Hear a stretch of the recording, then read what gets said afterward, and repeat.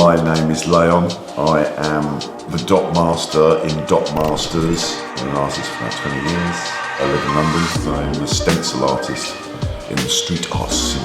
C6 was set up in 1997 as an anonymous arts group where everybody had to use the name C6. So we all had our first names and then we had our surnames. I started it when I decided I was going to do a man in the box performance in a gallery in Brighton. It was my dissertation piece for my art degree, and they wouldn't allow me to do it on the premises because of the health and safety implications, because I locked myself in a 7 foot by 7 foot by 7 foot cube, painted the interior white, had 24-hour a day light, constant internet and video surveillance. I remained locked inside the box for 7 days, and the public were invited in to watch me break down. It got quite a lot of press and started us and it started the group off quite well. So we used to do very rarely gallery shows. We'd do interactive works, like sticker-based works. So we had stickers that said "fuck you" and then a phone number, no context, no nothing. And then we had an answering machine where the messages were relayed to. So kind of early days of interactive art kind of thing. 99, at the turn of the millennium, we moved up to, a lot of the crew moved up to London. So we started doing shows in London. It was just after all the Soho bombings, and decided we were going to do a really tasteful show called Bomb Shoreditch. All the house prices were going up and the kind of local Bangladeshi community were getting forced out. So we made a kind of semi-interactive game where you had to run around the streets and find the stencils of, you know, danger landmines or grenades or sticks of dynamite. Very wild, wonderful, different projects. But the banks, the thing is that because we were painting in the same streets in '99, we both knew who each other was. What really happened is I was making a film in the salt flats. We were all dressed in ghillie suits, if you know what a ghillie suit is. Ghillie suit's like an army camouflage. You look like a bush. So we were walking, we did this weird experimental Beckett play. But then, because of that, that's why I'm in Exit Through the Gift Shop, because he just produced his first edit. Banksy said, look, come on man, it's like, I've given you money to make this film, it's rubbish. So Thierry had thousands of tapes with no bloody names on. And I think because he'd got a bollocking, he started writing the names on tapes.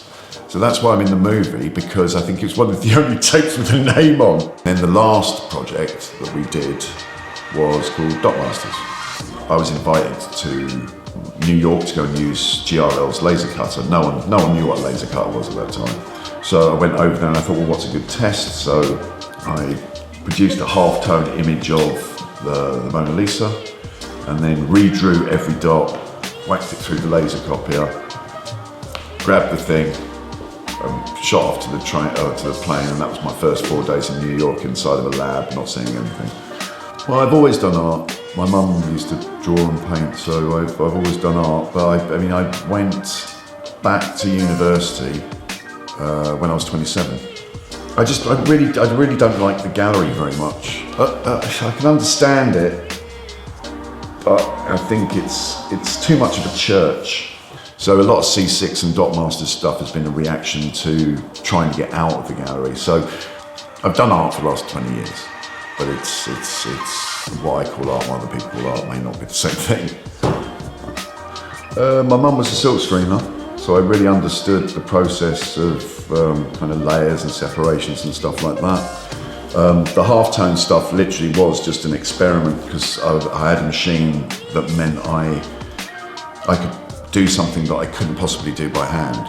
So my first stencils were in '87. We had this kind of bonkers campaign in Soho. We were just writing, what's it, New Red Gods or something? God, don't ask me. Urban test press, all sorts of nonsense. Writing these slogans and stuff on the wall. Kind of the black and white stuff comes from that. You get a photocopy, you up the contrast, you get the copy out of the machine, you put it back on the top and photocopy it again. So now you have threshold in Photoshop, so you don't do that anymore. But it's still the basic tool.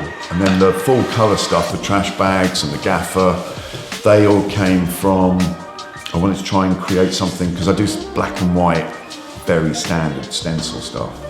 I just wanted to do something photoreal. So that's done, no computers used in that. I just print the photograph out 9 times, and then normally in black and white, because I don't want to pay for the colour. I had 1 colour picture, and I cut all the separations by eye, and then put them together with registers. And that's the photoreal stuff. I mean, it always has an impact. So they don't have a choice, do they, really? You turn up, you paint a big wall, someone's got to look at it. Each place has a different type of impact. We painted in Beirut.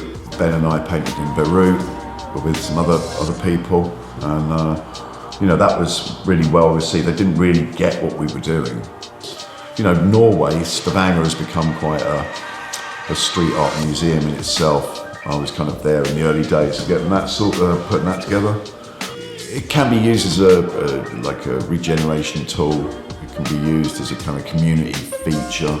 Each different space and different community has a different reaction to it. New Art's been going for ages, but basically I was doing something called What Do You Want, What Do You Need? It was a very early Google image aid. So Martin Reed from Stavanger saw this in an exhibition in Oslo, and New Art at that stage was a new media festival. But I was getting very disenchanted with the new media world. I'd always done graffiti. Martin was already, quite an avid Banksy collector, had a very big love for street art, because he as well doesn't like a mediated space, he doesn't like elitism in art. And we said, well, we should just kind of do a kind of street art thing. And I curated the first couple of years, which was quite disastrous. That was that was a long time ago, 2005, I think. So that's how it started, and then after that we worked out a format. So we ended up inviting artists. They'd have a wall, we'd have a gallery show. I think it's already made an impact. I mean, everybody stops you in the street. Everybody wants to chat about, where you from? What you doing? Which one's yours? I mean, there is a buzz in New Brighton about what Rockpoint's doing, and I think it's opened the street up a bit. Yeah, there's a good production team, and it's done with the right mind. It's obviously rejuvenation of an area, but it's actually done with heart and honesty. It's great. I mean, I'm back again, so yeah, I like it. It's good fun. They host incredibly well. They look after artists, very well. Yeah. So if you get asked, come. Off to Laos in January with Ben, I think. Actually, we're going to go and paint some eco lodge in the middle of the jungle in Arampabang. Tough gig. I've just started a kind of clothing label-ish. It's not really made clothes, we're printing t-shirts. So that's Rude Kids Clobber. That's all kind of going up. What else am I doing? Glastonbury, 50. It's the 50th anniversary of Glastonbury, and I'm the named artist this year. Last year we had D-Face, before that Ben. D-Face, Inky, Ben and Haircut. So I'm going to be the 5th artist to paint the field. And that's the biggest thing in my calendar this year. Yes, I've been arrested a few times. Always really stupid. Always kind of pointless. Police don't want to do it. It's normally the person that owns the house or the property that I'm fucking damaging my stuff, and it's like whatever. And the police turn up and go, okay. It's hard. You're not just going around scrawling your name everywhere. You're actually trying to do something nice, and they're very reluctant. I don't think I think about it really. It's not so much. It's more of a obsessive compulsion rather than a strategized game plan. I don't think I want to be in the tape. I just want to earn enough money so that I can continue to pander to my obsession. I wouldn't mind doing something with Andy Warhol. Would be quite fun. I can imagine that would be. I just think the commerciality of art, that pure consumerism of art started with him, and I just think it'd be, you know, he did some very clever stuff. But you know, I'm a big fan of kind of weird conceptualists like Joseph Beuys. But I couldn't ever see me collaborating, or Rebecca Horn. I mean, her stuff's amazing. There's no real advice. Lots of people do lots of things in different ways, and lots of people have, you know, different breaks and different networks. And I mean, the street's really good because you get it out and people notice it. I mean, if you do put it in a gallery, then you've got to do flyers and you've got to invite people and you've got to contact the press and everything. It's quite elaborate, and actually without much of a budget, it's pretty hard to make a dent against commercial, you know, advertising. So the street's a really good place to do it, but get your work somewhere where it gets noticed, always. And it's like the street's a good place to do it.